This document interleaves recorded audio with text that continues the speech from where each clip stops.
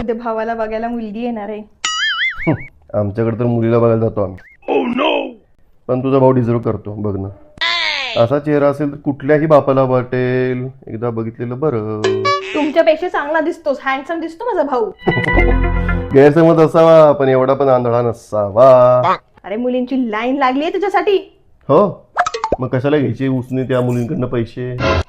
कमवतो तो चांगला पगार. पगार नाही देहाडी म्हणतात त्याला. स्वतःचा बिझनेस आहे त्याचा. मडक्याचा अड्डा आहे त्याचा. आकडे लावतो तो.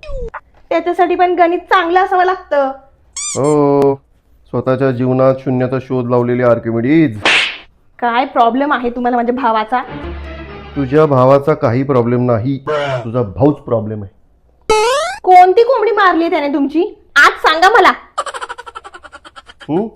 हे बघ 4.5 लाख रुपयाची कोंबडी मारल्या भाईने. उद्या मुलगी बघायला येते ना. उद्या सोलू कोंबडी तेल लावून. 4.5 उद्या मिळणार.